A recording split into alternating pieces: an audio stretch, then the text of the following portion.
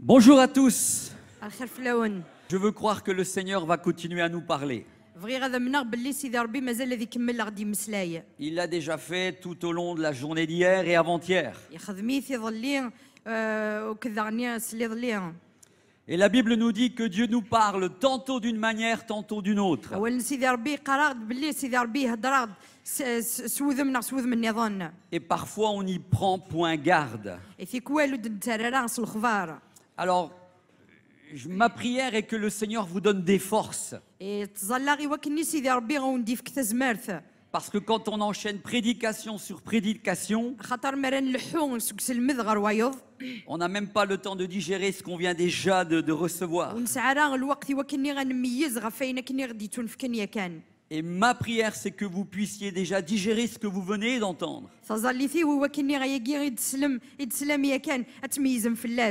Et que vous puissiez encore être attentif à ce que je vais essayer de partager avec vous.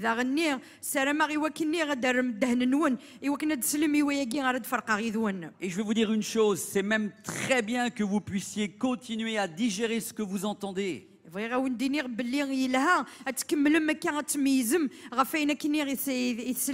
Parce que lorsque nous écoutons la parole de Dieu, elle crée la foi en nous. Il est dit dans Romains 10, verset 17 ou 7, je ne sais plus exactement. La foi vient de ce qu'on entend. Et ce qu'on entend par la parole de Dieu.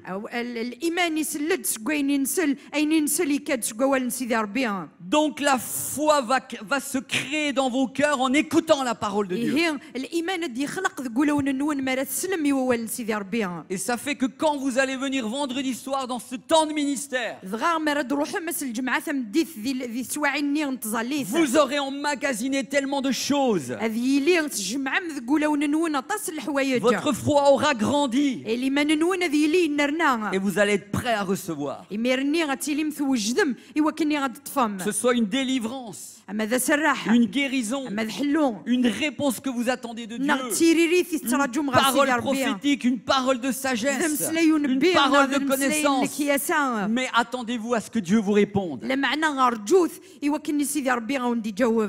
On va entrer dans un domaine un peu différent de celui que nous venons d'entendre par rapport à Christian, mais c'est ce que je disais tout à l'heure.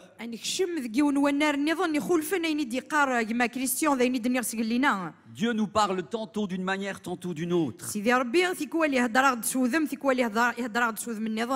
Et ce thème-là est une suite quelque part. Et quand j'étais en train de me préparer avant de venir ici, j'en ai parlé hier d'ailleurs, pour ceux qui étaient là. Je disais, Seigneur, quoi leur apporter là-bas? Parce que dans ces temps de jeûne et de prière, pour moi, ce qui est important, c'est qu'une parole de Dieu vous bénisse.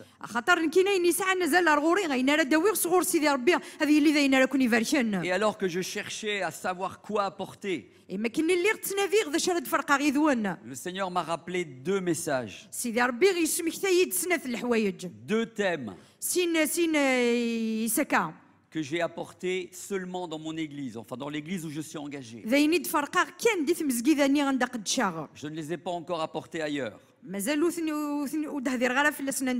Et un de ces thèmes, c'est celui que j'aimerais développer maintenant. On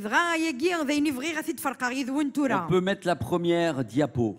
Et le thème, c'est les obstacles à l'exaucement de nos prières. Nous savons très bien que dans nos vies, et nous sommes dans un temps de jeûne et de prière. Et peut-être que pour certains, vous priez déjà depuis un certain temps pour des choses. Et vous avez l'impression que quand vous priez, il y a comme un obstacle.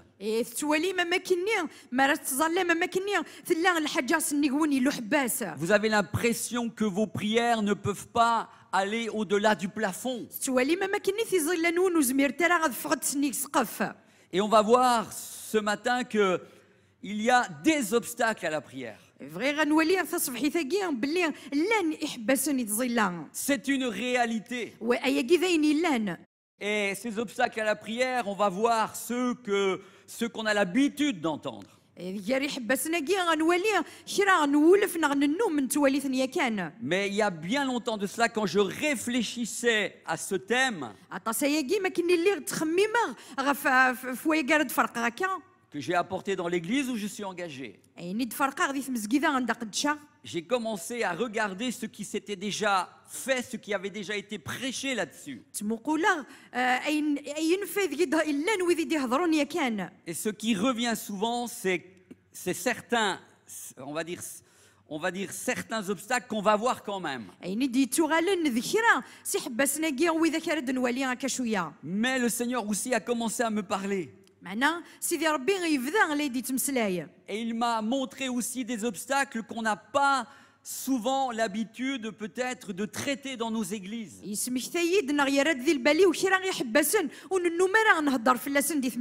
Et vous verrez à la fin de ce message la liste de tous ces obstacles qui, je crois, le Seigneur m'a donné. Et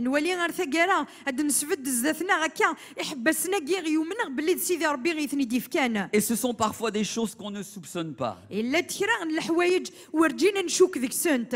tant que nous ne réglons pas ces choses-là,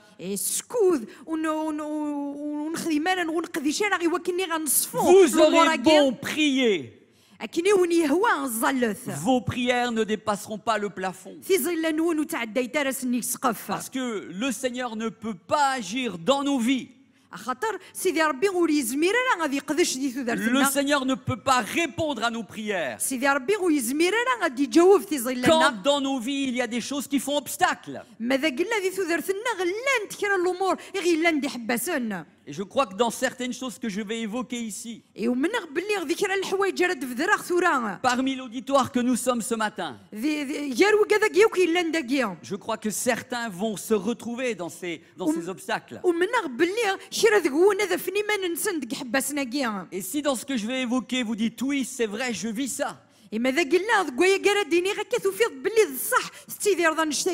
alors à la fin du message, il sera important que vous régliez ça devant Dieu. Et comme l'a fait Christian, si on a le temps, j'essaierai de donner un laps de temps pour que chacun puisse se remettre en question par rapport à ces choses.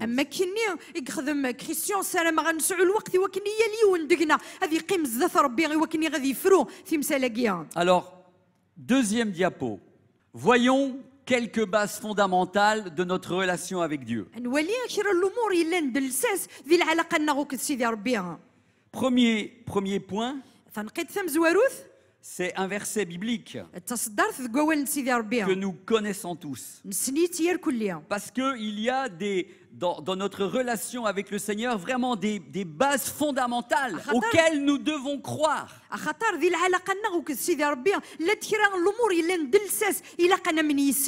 Et la première pour moi, c'est ce verset qui dit dans Hébreux 11, verset 6,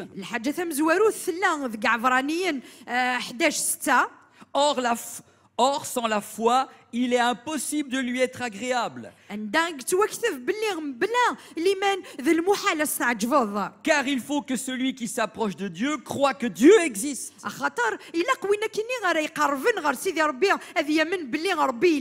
Et qu'il est le rémunérateur de ceux qui le cherchent. Ce premier point est très important. Dans notre relation avec Dieu, nous devons croire par la foi que quand nous nous approchons de lui, nous devons croire que Dieu existe et qu'il est le rémunérateur de ceux qui le cherchent. C'est un point très important. Deuxième point, c'est encore dans Hébreux 4, 4 à 6. Il est dit: approchons-nous donc avec assurance du trône de la grâce,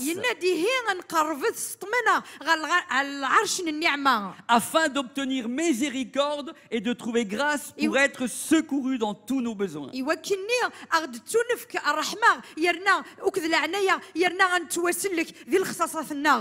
il est aussi très important ce point. Quand nous nous approchons du Seigneur devant ce trône de grâce,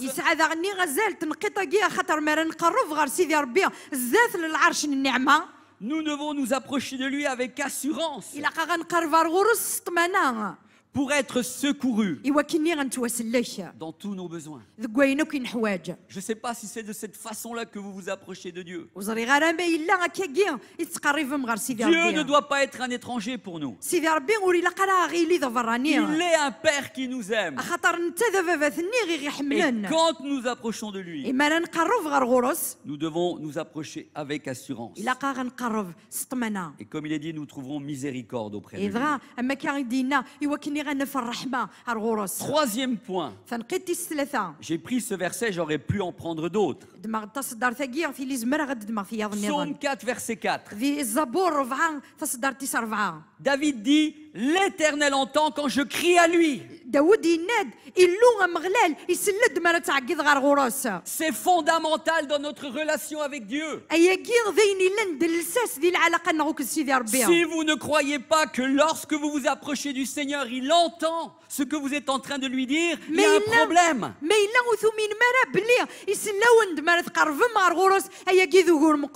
Mais David savait que quand il s'approchait de Dieu, Dieu entendait sa prière. Il entendait ses cris. Et on le voit si souvent dans les psaumes. L'Éternel entend quand je crie à lui. C'est fondamental que nous croyions cela. Quatrième point. Psaume 18, verset 7. Là, c'est très imagé, c'est encore David. Et il nous dit, dans ma détresse, j'ai invoqué l'Éternel. J'ai crié à mon Dieu. Et de son palais. Il a entendu ma voix. Et mon cri est parvenu devant lui, à ses oreilles. C'est très important. C'est imagé. Il entend. Il est dans son palais, dans la nouvelle Jérusalem céleste. Mais quand je suis dans la détresse et que j'invoque mon Dieu, est-ce que tu sais qu'il t'entend? Et c'est pour ça que le premier point dit qu'il faut s'approcher de lui avec foi. Parce que sans la foi, il est impossible de lui être agréable. Et sans la foi, il est impossible de croire que Dieu nous entend. Et enfin, dernier point, le 5. C'est encore un autre verset que j'aime beaucoup. Et c'est encore David qui parle. Psaume 34, verset 7. Et là, David dit quelque chose que nous sommes en train de faire dans ce jeûne et prière. Nous nous sommes réunis pour 4 jours pour chercher Dieu, pour invoquer Dieu, sa bonté, sa miséricorde, son intervention. Et j'ai toujours aimé ce verset. Et j'aime me le rappeler dans ma relation avec Dieu. Parce que David dit, j'ai cherché l'Éternel et il ne m'a pas répondu. Non. Allô? Est-ce que vous êtes avec moi? J'ai cherché l'Éternel et il m'a répondu. Et quand on cherche Dieu, vous finirez toujours par trouver la réponse. Vous n'avez pas besoin d'aller voir le pasteur. Vous n'avez pas besoin d'aller voir la sœur qui est très spirituelle. Comme je l'ai dit hier, développez votre relation avec Dieu et apprenez à devenir des chrétiens adultes, des chrétiens authentiques, qui vivent une relation personnelle avec Dieu. Et David dit, quand je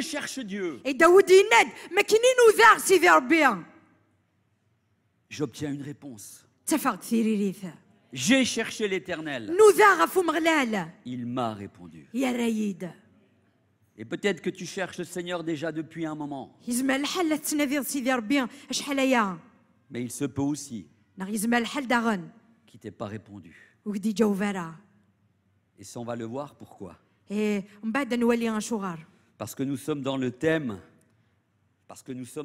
خاطر فهي قالت نتمسلاي Qu'est-ce qui fait obstacle à nos prières? ذا شو يخدم حباس يظل ثنا Mais Dieu dit qu'il nous répond toujours. لما سيدي ربي قارد بلي ديما يتجاوب. Et je veux croire que cet après-midi, ce matin, يبغي غدا منغ بلي تصبحي ثقيا le Seigneur va vous répondre. إلو سيدي ربي غوندي جاوب. Nous avons vu les bases qui sont les bases fondamentales de notre relation avec Dieu. الولاد ذا شو يقلان دلساس العلاقه نغو كسيدي ربي. Prochaine diapo. Quelle est la condition pour que Dieu nous exauce? ذا شو إذا الشرط وكني سيدي ربي غادي يجاوب. Il y a des conditions pour que Dieu nous exauce. لان شروط وكني سيدي ربي غادي يجاوب. Et là j'ai pris deux versets que vous connaissez très bien, qui me semblent très importants. Ce verset de 1 Jean 5, verset 14.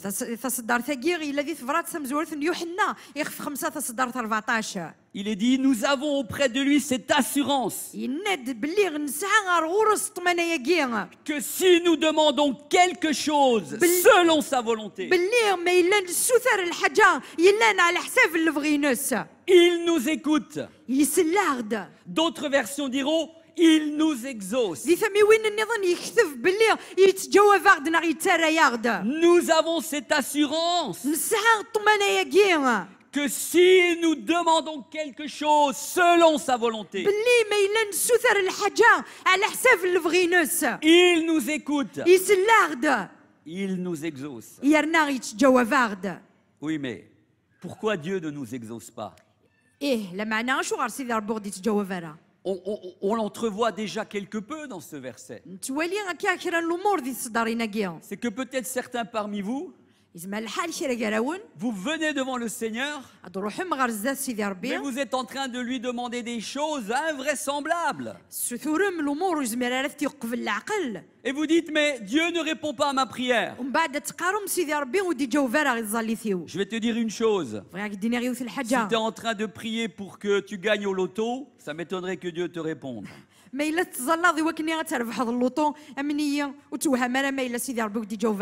Et si tu joues au loto et quelqu'un te répond, moi je ne crois pas que c'est le Seigneur qui te répond. Parce que quand on est chrétien, on ne s'attend plus au jeu. Quand on est chrétien, on vit par la foi dans les promesses de Dieu. Et nous nous attendons à ce que Dieu nous réponde, lui, avec ses promesses. Et la monnaie, l'argent du ciel, c'est la foi. Et c'est très important que tu t'attendes à Dieu et non au jeu. Et alors que je suis en train de partager cela, peut-être certains ici sont concernés. Et peut-être certains qui regarderont aussi cette vidéo, qui regarderont cette émission. Et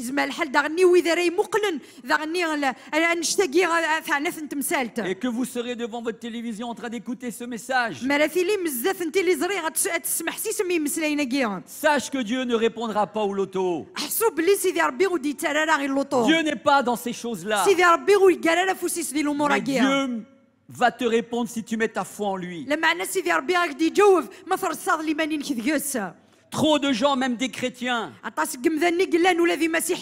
viennent à l'église et au lieu de compter sur le Seigneur, en cachette, ils jouent au jeu, aux loteries, s'attendant à gagner.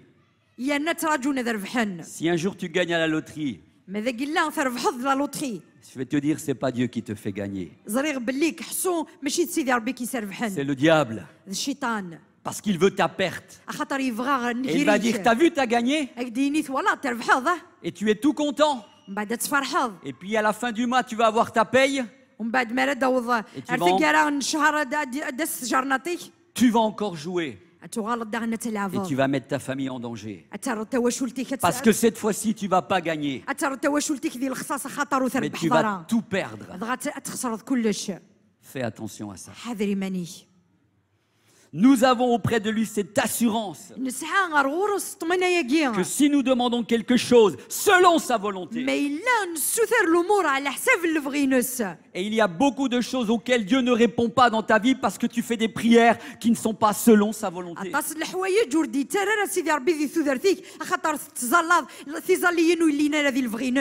Alors ne sois pas étonné que tu n'aies pas de réponse et que Dieu n'écoute pas. Parce qu'il sait pertinemment que s'il t'accordait ce que tu lui demandes, ce serait ta perte. Ce serait ta chute. Et peut-être ici, il y en a parmi vous qui sont dans la chute parce que vous demandez des choses au Seigneur qui ne sont pas selon sa volonté.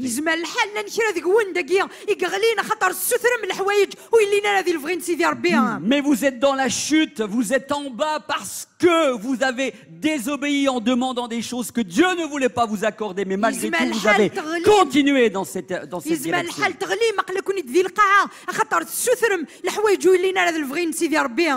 Deuxième point. Il est dit aussi, j'ai pris ce verset, nous savons que Dieu n'exauce point les pécheurs. Ce verset se trouve aussi dans Jean, donc Jean 9, verset 31. Et ça, c'est pas une révélation, nous le savons tous. Nous savons que Dieu n'exauce point les pécheurs. Mais si quelqu'un l'honore et fait sa volonté, c'est celui-là, celle-là qui l'exauce.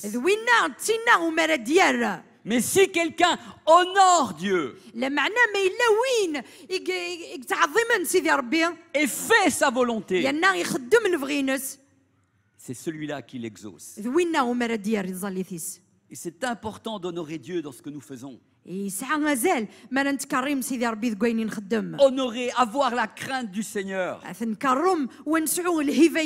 Vivre une vie chrétienne authentique en dehors de l'église. Honorer Dieu, c'est pas l'honorer dans ces 4 jours de prière.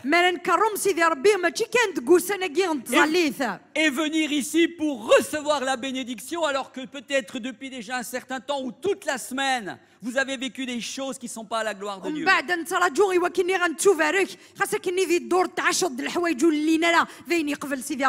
Je vous ai dit hier, pour ceux qui étaient là, que c'est ce que nous vivons à la maison qui aura des conséquences lorsque nous venons à l'église. Ce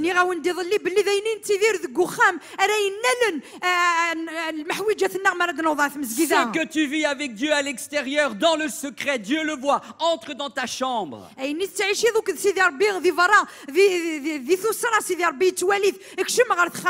Et prie ton Dieu là. Dans ce lieu secret. Et ton Père qui voit, il va te le rendre. Et il te le rendra dans ta famille, dans ton foyer. Et ça aura des conséquences dans l'église. Mais dans ce lieu secret qui est ta chambre, c'est déjà là que tu honores Dieu, que tu gagnes des victoires. Matthieu 6, 6. Entre dans ta chambre. Et il est dit que celui qui l'honore et fait sa volonté, c'est celui-là que Dieu va exaucer. Alléluia. Quelles sont les conditions pour que Dieu nous exauce? Prochaine diapo. Alors, qu'est-ce qui fait obstacle? Alors, qu'est-ce qui fait obstacle à l'exaucement de nos prières?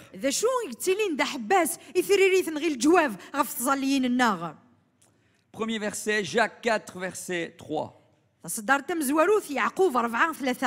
Il est dit ceci.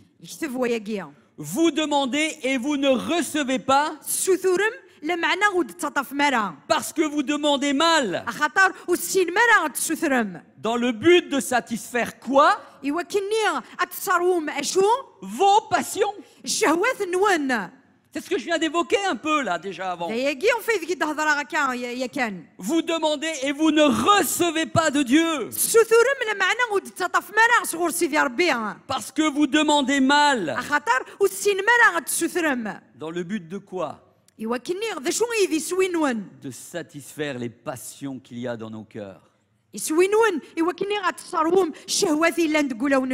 Les passions cachées. Les passions que personne ne voit.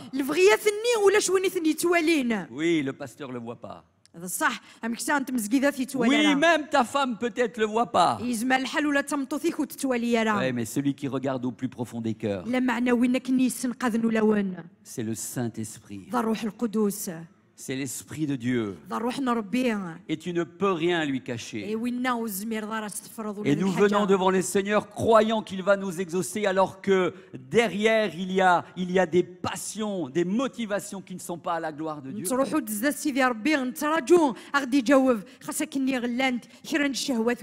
pouvez tromper un homme. Vous pouvez tromper votre pasteur. Vous pouvez tromper vos amis.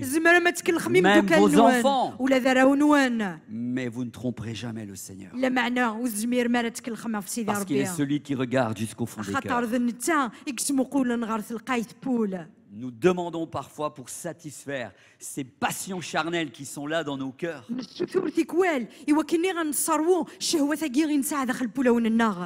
Croyant que le Seigneur va être trompé. Mes amis, vous ne tromperez jamais le Seigneur. Et tant que nous aurons des attitudes avec des passions cachées,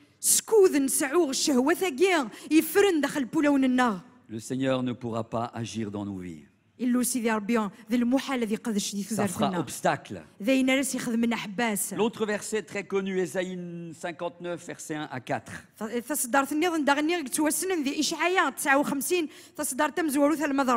Là, le Seigneur aussi nous révèle qu'est-ce qui fait obstacle. Et c'est un verset que nous connaissons beaucoup, c'est verset 3, 4, 3, de 2, c'est verset de Ésaïe de 1 à 4. Combien de fois nous les avons déjà lus?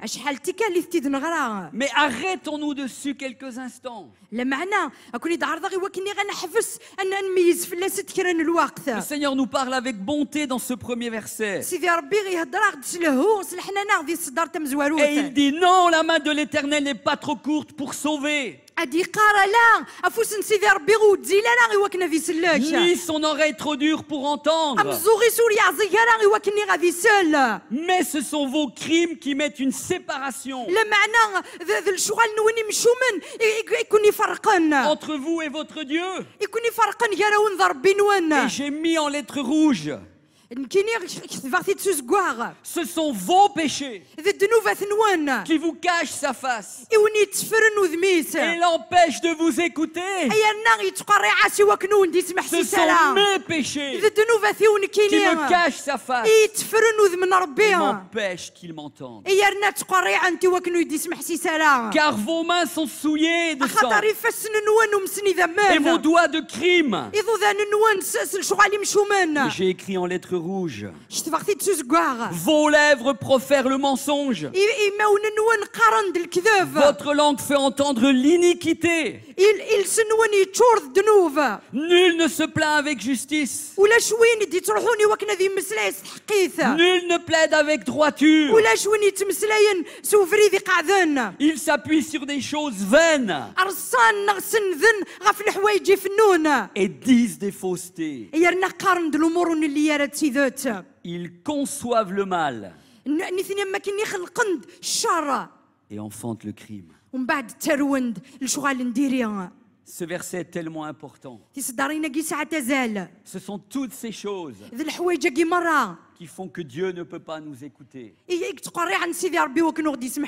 Mais le Seigneur nous dit, sa main Elle n'est pas trop courte pour nous bénir, pour nous toucher, pour nous guérir. Mais parfois, ce sont ces faussetés, comme il est dit tout à la fin, que nous prononçons. Ce sont les lèvres qui profèrent le mensonge. La langue qui profère l'iniquité. Qui fait que Dieu ne peut pas répondre à nos prières. Amen. Allez, prochaine diapo. On va avoir un premier obstacle cette fois-ci, qui est un obstacle concret. Et comme je vous ai dit en début de ce message, j'ai regardé un petit peu ce qui se faisait dans ce domaine, ce qui avait déjà été apporté, prêché. Et un des obstacles qui est vraiment un obstacle à l'exaucement de nos prières,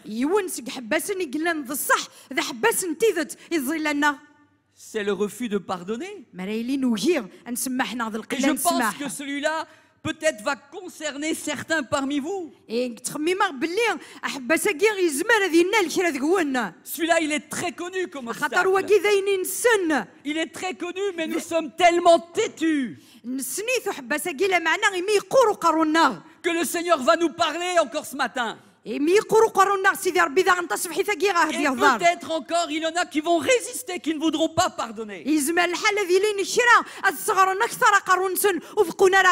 je veux te dire une chose, si tu ne pardonnes pas, Dieu ne te pardonne pas non plus. Et ça va être un réel obstacle dans ta vie chrétienne. Parce que quand tu vas prier, le Saint-Esprit est en train de te dire: règle avec telle personne. Tant que tu n'as pas réglé, je ne peux pas exaucer ta prière. Et il est dit ceci dans ce verset de Marc 11, 25 à 26. Il est dit ceci: et lorsque vous êtes debout faisant votre prière, si vous savez que quelqu'un a quelque chose contre vous, pardonnez, afin que votre Père qui est dans les cieux vous pardonne aussi vos offenses.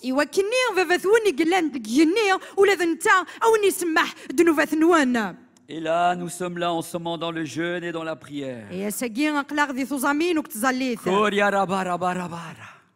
Seigneur, je t'aime. Seigneur, tu es merveilleux. Et le Saint-Esprit nous parle. Oui, je suis merveilleux. Oui, mais tu sais pas qu'il y a quelqu'un qui a besoin de ton pardon là? Tu lèves les mains vers moi. Et il y a si longtemps que je te demande de pardonner cette personne. C'est ça la réalité. Qui c'est là au milieu de nous qui vit ça? Bah, je sais pas. Mais je sais que toi tu le sais. Tu es peut-être là en train de prier, de louer le Seigneur. Mais il y a quelque chose qui fait obstacle. Le Saint-Esprit vient et te dit: pardonne, va trouver le frère, va trouver la sœur, va trouver ton fils, va voir le pasteur, va voir la femme du pasteur. Oui, mais elle m'a fait tellement de mal. Et tu sais comment il m'a critiqué ou elle m'a critiqué. Si tu sais que quelqu'un a quelque chose contre toi, va lui demander pardon. C'est toi qui dois aller lui demander pardon. Et votre Père qui est dans les cieux vous pardonnera vos offenses. Mais écoutez bien le verset 26. C'est la suite. Mais si vous ne pardonnez pas, Votre Père qui est dans les cieux ne vous pardonnera pas non plus vos offenses. C'est très important. Si vous ne pardonnez pas, ne vous attendez pas à ce que Dieu vous pardonne. C'est très important. Dieu nous a montré le chemin avec Jésus. Il nous a montré un chemin de pardon. Et qu'est-ce que c'est que toutes ces pécadilles? Qu'est-ce que c'est que toutes ces pécadilles, ces petits problèmes? Que parfois nous avons, ah, la sœur m'a pas dit bonjour. Oh, je vais à l'église, le pasteur m'a pas salué. Oh, j'ai entendu telle chose. Pour des pécadilles, des choses qui sont des petites choses, ça y est, on est fâché. C'est rien du tout, ça. Bien sûr qu'il y a des choses un peu plus difficiles où on nous a critiqués, on a porté atteinte à notre réputation. Oui, mais tant que tu ne pardonnes pas,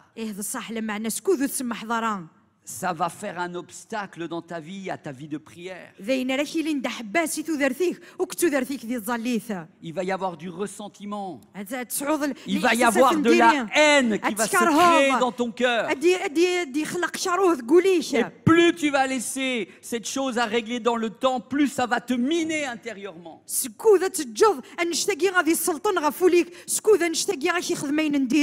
Je n'ai pas le temps ici d'évoquer ces choses.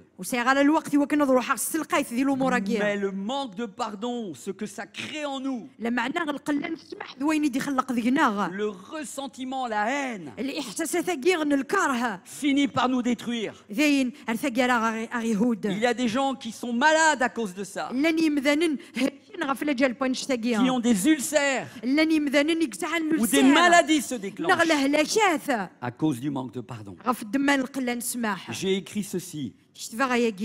Quand nous refusons de pardonner aux autres, une racine d'amertume grandit dans notre cœur et étouffe notre prière. Quand nous refusons de pardonner aux autres, une racine d'amertume grandit dans notre cœur et étouffe nos prières. Et enfin, j'ai écrit « Refuser de pardonner ». Cela implique que les prières que nous adressons au Seigneur seront bloquées. Si nous refusons de pardonner, nos prières seront bloquées. Un deuxième point qui est très important, et que lorsque nous entendons donc prêcher sur tout ce qui est obstacle à nos prières, ce point-là vient souvent.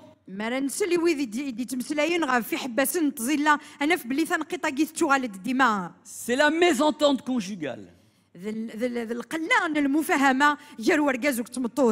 La mésentente conjugale est vraiment un point qui fait que Dieu, à un moment donné, ne peut pas nous écouter. Ne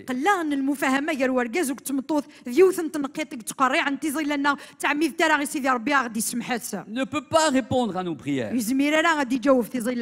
Et pour ça, on va s'appuyer sur ces deux versets. Donc le premier, vous le connaissez, c'est des versets qu'on connaît tous, c'est dans 1 Pierre 3, versets 5 à 7. Il est dit, ainsi se paraient autrefois les saintes femmes qui espéraient en Dieu, soumises à leur mari, comme Sarah qui obéissait à Abraham et l'appelait son Seigneur. C'est d'elle que vous êtes devenues les filles, en faisant ce qui est bien, sans vous laisser troubler par aucune crainte. Marie, écoutez-moi. Vous les hommes, écoutez-moi. Marie, montrez à votre tour de la sagesse dans vos rapports avec vos femmes. Comme avec un sexe plus faible. Honorez-les. Comme devant aussi hériter avec vous la grâce de la vie. Honorez vos femmes, les hommes.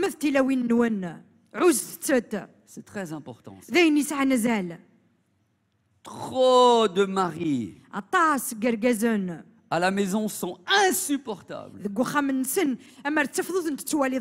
avec leurs épouses. Et parfois, quand ils arrivent à l'église, on porte des masques. On joue au bon mari. Le Seigneur voit ces choses. C'est pour ça qu'il est dit à la fin, j'écris en rouge, qu'il en soit ainsi. Afin que rien ne vienne faire obstacle à vos prières.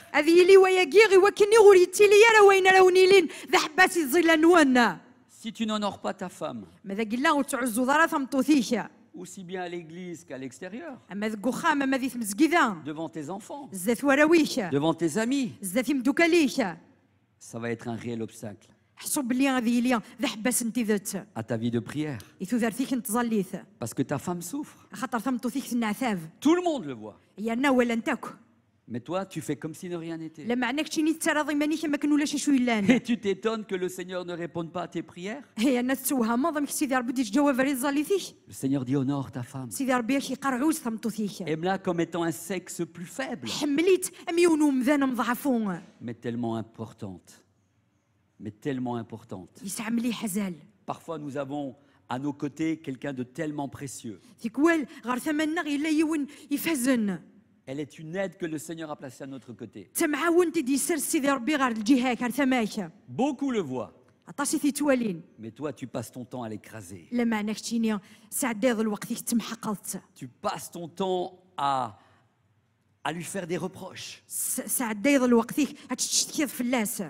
Au début, quand on se marie, tout est beau. Elle est belle, il est beau. Et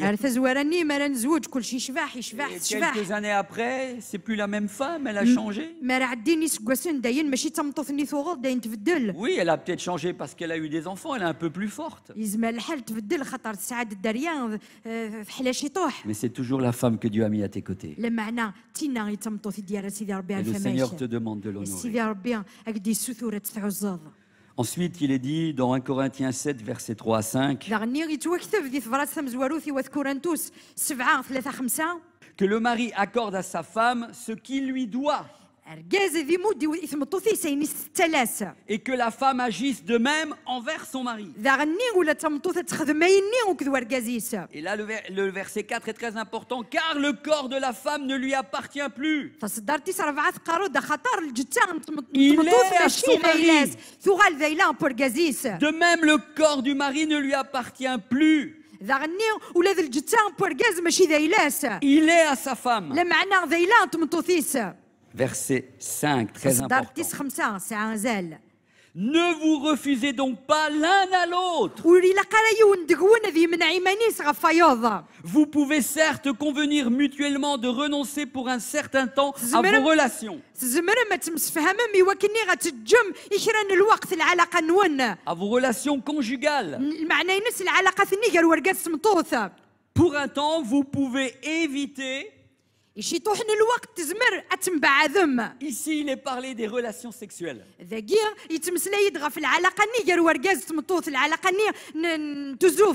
N'oubliez pas que la sexualité, c'est Dieu qui l'a créée. Et c'est quelque chose de beau. C'est ce que le monde en a fait qui n'est pas beau. Mais les relations sexuelles dans le cadre du mariage, c'est quelque chose que Dieu a voulu. Et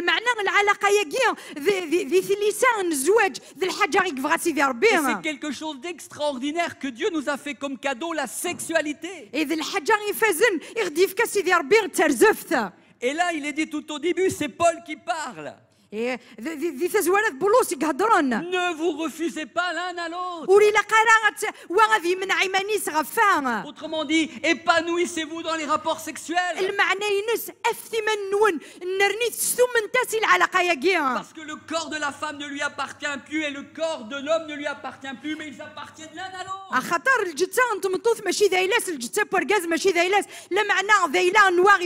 Et Dieu a voulu que dans le mariage, il se passe des temps de bénédiction dans les rapports sexuels. Et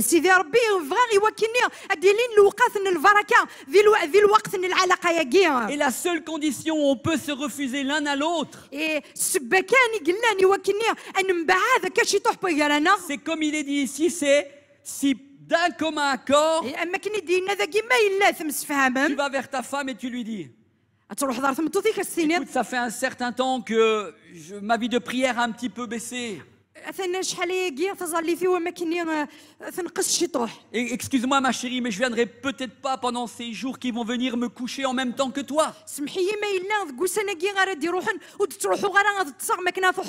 que je veux prendre du temps avec le Seigneur pour prier. Et s'il y a ce dialogue, la femme dira, mais mon chéri, pas de problème. Va devant ton Seigneur. Mais il est dit pour un temps. Pour un temps et pas comme un accord.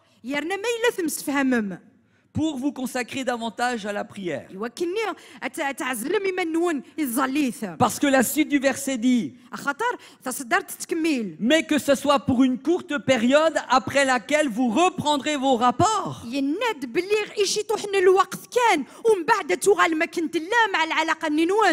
Comme auparavant. Il ne faut pas donner à Satan le moyen d'exploiter votre incapacité de dominer vos instincts.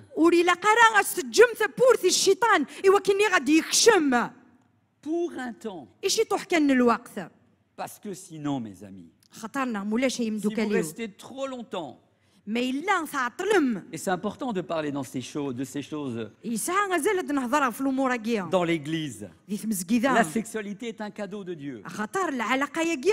Et si pour un temps on va qu'à la prière et on laisse son épouse ou son homme, le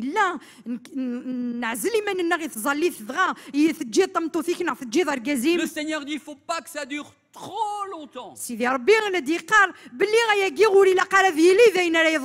Parce que Satan va venir dans tout ça. Parce que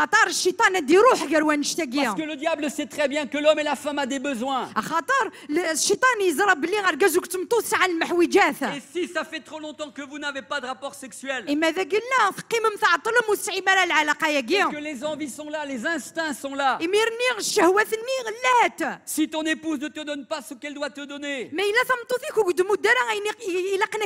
si tu ne donnes pas ce que tu dois donner à ta femme, le diable va s'en mêler. Et tu vas commencer à convoiter d'autres femmes. Et il va commencer à convoiter d'autres femmes. Mais c'est vrai pour l'homme et c'est vrai pour la femme. C'est très important ça. Et parfois dans le couple, lorsqu'il y a des tensions, on commence à faire du chantage au mari. Ou le mari commence à faire du chantage à sa femme. Puisque c'est ça, on n'aura pas de rapport sexuel. Et quand vous commencez à faire cela, vous commencez à être en danger dans votre couple. Parce que les instincts que nous avons les uns et les autres, et c'est vrai, vous le savez très bien. Et je commence à venir dans l'église. Et je commence à regarder la sœur. Je Je commence à regarder tel homme. Quand je suis dans la rue, je commence à convoiter. Peut-être je commence à aller sur Internet en secret. Et je commence à aller sur des sites porno. Je commence à aller acheter des films pornographiques. Quand je vois des images de femmes avec la publicité où elles sont en slip, je commence à regarder. Il ne faut pas que Satan ait le moyen d'exploiter votre incapacité à dominer vos instincts. Comment pouvoir dominer nos instincts charnels dans le sens lorsqu'on a envie de notre femme ou de notre mari?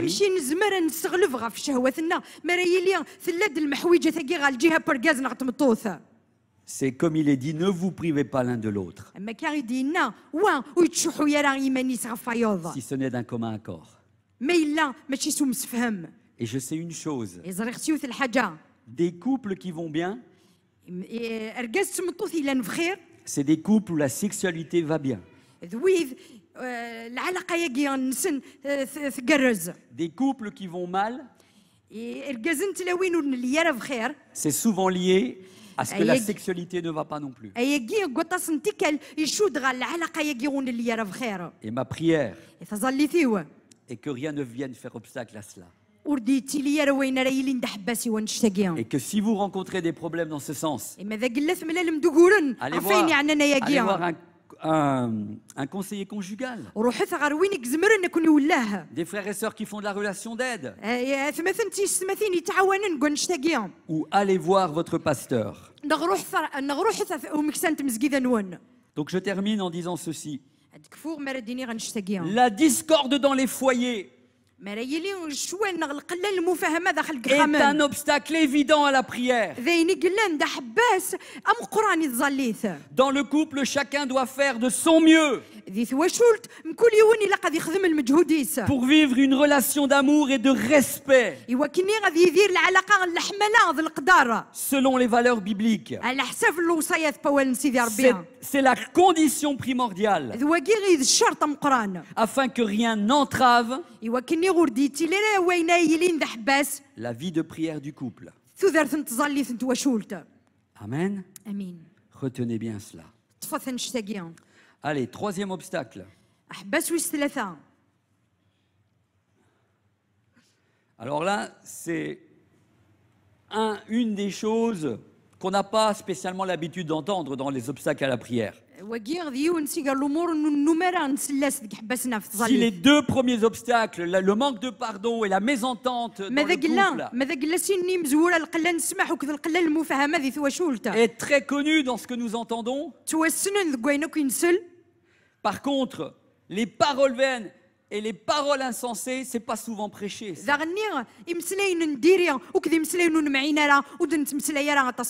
Et ça, c'est quelque chose que le Seigneur m'a révélé dans ces moments où je préparais ce message. Parce que je me suis aperçu dans ma marche avec le Seigneur. Et je dis ça vraiment en toute simplicité, sans vouloir condamner qui que ce soit ici. Parce que je vous connais pas, je connais pas vos vies. Mais j'ai été parfois confronté à des situations dans ma vie chrétienne où des frères et des sœurs avaient donné leur vie à Jésus. Réellement. Mais par contre, il y a quelque chose qui n'avait pas changé. C'est leur langage. Quand tu les entends, ils continuent à jurer.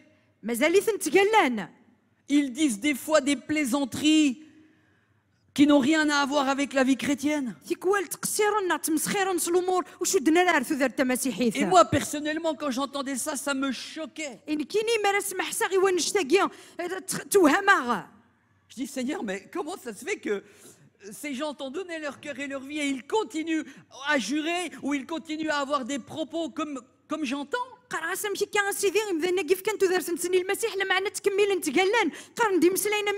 Si nous avons donné notre vie à Jésus, s'il y a bien une chose qui doit changer, c'est les paroles. On ne doit plus continuer à parler comme avant. Autrement, les gens du monde, lorsqu'ils vont nous voir, et quand tu vas leur dire, mais je suis chrétien, ouais, tu es chrétien, mais tu continues à jurer. Je t'entends au travail, tu es toujours en train de raconter des histoires sales. Et tu me dis que tu es chrétien. Et vous savez, les gens, ils regardent notre vie. Et ça commence par les paroles. Et c'est très important que nos paroles changent. Et il est dit dans Matthieu 12, verset 36. Or, je vous dis que les hommes rendront compte au jour du jugement de toutes les paroles vaines qu'ils auront dites. Ça peut pas être plus clair. Toutes ces paroles insensées, des paroles qui n'ont rien à voir dans la bouche d'un chrétien, un jour le Seigneur nous demandera des comptes.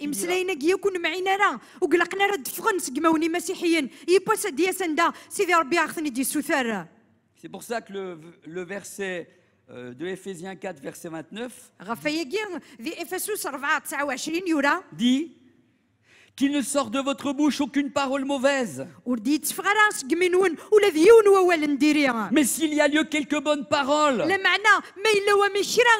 servent à l'édification et communiquent une grâce à ceux qui l'entendent. Ça ne peut pas être plus clair. Qu'il ne sorte de votre bouche aucune parole mauvaise. Mais s'il y a lieu quelques bonnes paroles qui servent à l'édification et communiquent une grâce à ceux qui l'entendent.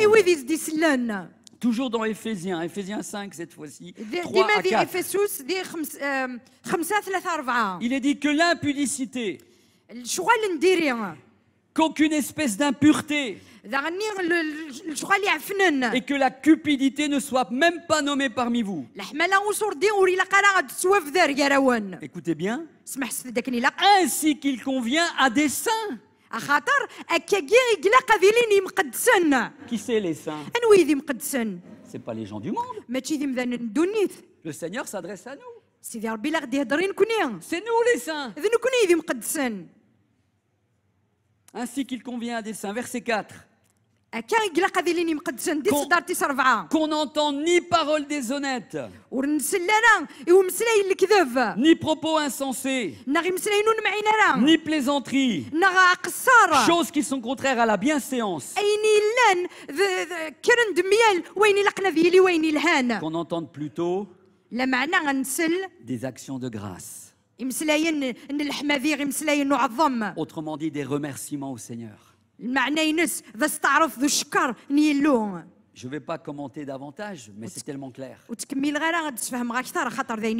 Prochaine diapo, j'ai continué avec ce même verset. Que le temps passe, je sais que je dois aller vite maintenant.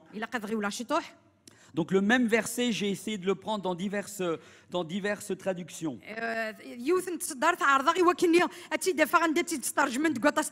Donc le verset de Éphésiens 5, versets 3 à 4.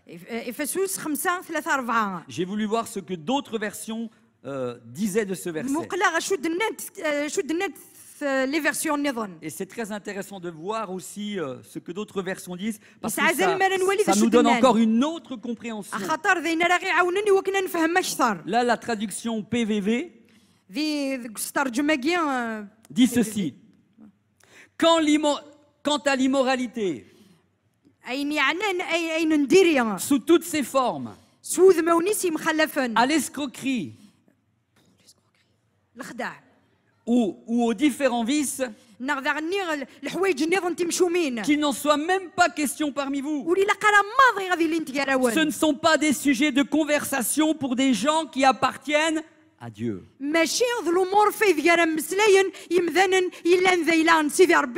Ce ne sont pas des sujets de conversation pour des gens qui appartiennent à Dieu. Fini les propos indécents. Les histoires grivoises et les mots équivoques. Tout cela n'a plus de place parmi les chrétiens. Tout cela n'a plus de place parmi les chrétiens. Toujours le même verset avec la traduction PDV. Vous appartenez à Dieu. Donc chez vous, on ne doit même pas entendre parler de certaines choses. Par exemple, faire toutes sortes d'actions immorales et mauvaises.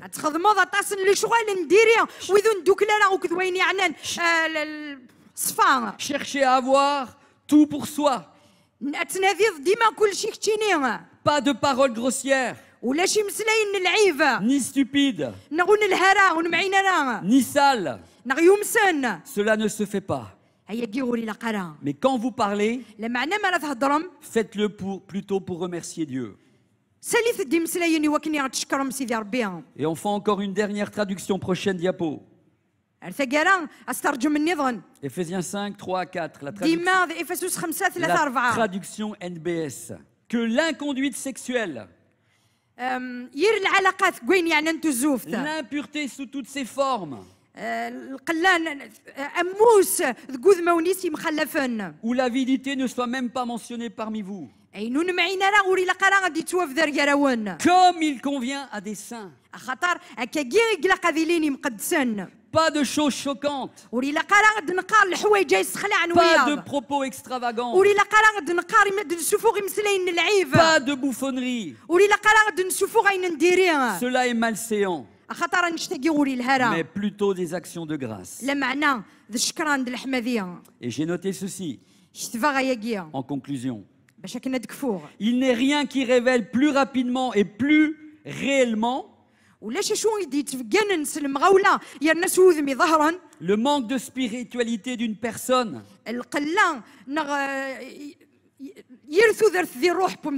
que ses paroles vaines, ses plaisanteries et ses propos insensés. Quand vous regardez quelqu'un parler, vous pouvez déjà mesurer quel est l'état de la personne quelque part au travers de ses paroles. Et surtout quelle est réellement sa spiritualité aussi. Surtout quand elle prétend qu'elle est chrétienne. Et ses paroles n'ont pas changé. Et je conclus en disant, les paroles qui ne servent pas à l'édification sont vaines. Inutiles, vides et sans profit. Ce sont des paroles perdues. Allez, prochaine diapo. La liste des obstacles à l'exaucement de nos prières.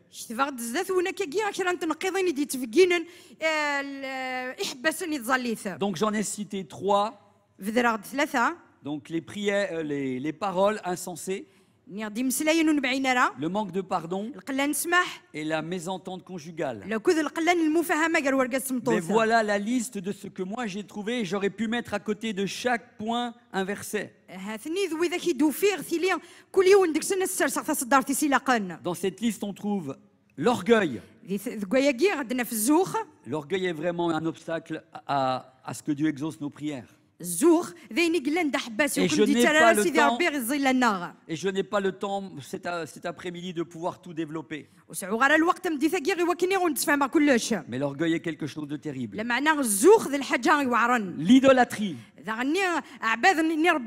l'égoïsme, l'incrédulité, la haine, l'hypocrisie, le mensonge, la jalousie, les injures, la critique, la malhonnêteté, les paroles vaines, on l'a vu, le manque de pardon et la mésentente conjugale. Et la liste n'est pas finie. Vous pouvez encore en rajouter. Moi, c'est ce que j'ai déjà pu trouver. Mais il y a encore d'autres domaines qui parfois font obstacle à la prière. Allez, dernière diapo. Ma conclusion. Je dis ceci. Je conclus avec 1 Jean 1, verset 9. Si nous avons péché dans ces domaines que j'ai cités au niveau de la liste, ou au niveau de ces 3 obstacles, la mésentente conjugale, les paroles vaines et le manque de pardon, je veux vous dire qu'il y a de l'espoir pour nous aujourd'hui. Parce que nous avons un Dieu qui pardonne. Il suffit simplement de lui confesser nos péchés, de lui confesser nos fautes, et le Seigneur va nous pardonner. Et j'aime ce verset de 1 Jean 1, verset 9, que nous connaissons tous. Et il est dit, si nous confessons nos péchés, il est fidèle et juste pour nous les pardonner et pour nous purifier de toute iniquité. Si vous avez péché dans un domaine que j'ai cité, mais si vous le confessez en cette fin de matinée, ayez l'assurance que Dieu va vous pardonner pour que quelque chose de nouveau continue et vous puissiez à nouveau retrouver votre relation avec le Seigneur sans que rien ne fasse obstacle. Amen. Et je termine avec le verset 1 Pierre 1 verset 15. Mais comme celui qui vous a appelé est saint, vous aussi soyez saints dans toute votre conduite, selon qu'il est écrit, vous serez saints, car je suis saint. Vous aussi soyez saints dans toute votre conduite. Amen. Je vous invite à baisser vos têtes. Alléluia. Seigneur, je veux te bénir. Seigneur, parce que dans ce moment, tu étais là. Seigneur, cet après-midi, en développant ce message, je n'ai voulu condamner personne. Mais je crois, Seigneur, comme je l'ai dit en début de prédication, que tu m'as rappelé ce message pour le prêcher ici. Et Seigneur, j'ai essayé de le prêcher avec tout mon cœur.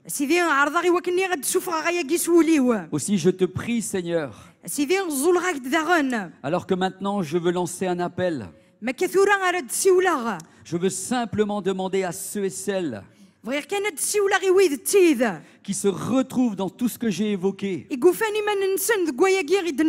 manque de pardon, la mésentente conjugale, les paroles vaines, les propos insensés, toutes ces paroles qui parfois font que, Seigneur, nous démontrons que nous ne sommes pas des hommes et des femmes spirituels.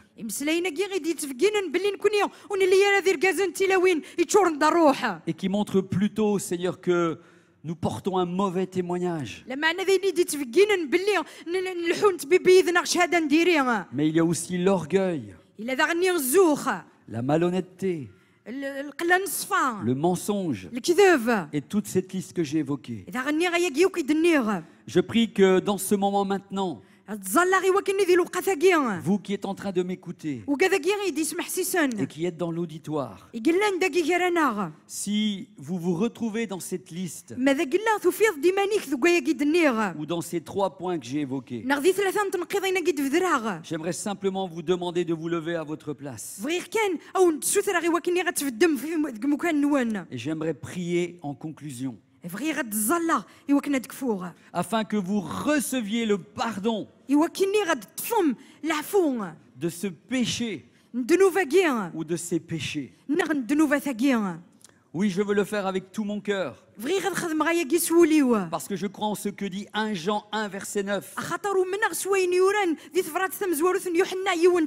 Si nous confessons nos péchés, il est fidèle et juste pour nous les pardonner et pour nous purifier de toute iniquité. Seigneur, je prie maintenant, Seigneur, que tout cet auditoire qui est devant moi, mais je prie aussi que ceux qui regarderont cette vidéo et qui seront devant leur poste de télévision vont se retrouver également dans ce qui a été dit. Et bien chez vous, vous pourrez aussi vous mettre à genoux afin que vous receviez aussi le pardon. Parce que le Seigneur veut aussi te l'accorder. Je me tourne maintenant vers l'auditoire. Et je veux maintenant, Seigneur, te prier pour ceux et celles qui ont besoin de pardonner, Seigneur. Qu'aujourd'hui même, ils puissent aller trouver la personne. Ils puissent prendre le téléphone et aller dire: je te demande pardon. Parce que le Seigneur m'a pardonné. Et j'ai compris aussi que je ne peux plus continuer avec cette situation. Mais je viens te demander pardon. Parce que je veux être en règle avec toi et avec le Seigneur. Et vous savez, la personne qui vient dans votre esprit maintenant, ou les personnes qui viennent dans votre esprit, et je vous en prie, si vous êtes dans ce cas, et si vous vous êtes levé, obéissez. Allez voir la personne. Peut-être que vous dites: ce n'est pas moi, c'est la personne qui m'a fait du mal. Allez la voir. Et vous verrez qu'il va y avoir des moments de pleurs. Des moments où vous allez vous serrer dans les bras. Et vous et cette personne vont être libérés. Parce que le Seigneur va vous donner la force de le faire. Au nom de Jésus. Pour ceux qui ont des problèmes dans les couples, et il y en a certainement ici, si vous connaissez des difficultés de mésentente par rapport au rapport sexuel, ou même c'est au-delà des rapports sexuels, il y a maintenant une tension qui est là, des disputes sans arrêt. Vous pouvez aller trouver votre épouse. Ou vous pouvez, vous, Marie, aller trouver votre épouse et lui dire: ma chérie, je te demande pardon parce que je n'ai pas été correct avec toi. Et le Seigneur va amener à nouveau une bénédiction dans votre couple.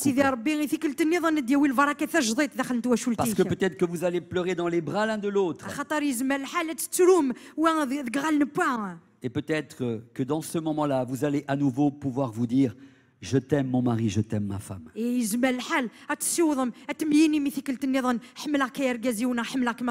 proclame que dans ces couples qui ont ces difficultés, une atmosphère de joie et de paix va revenir dans le foyer.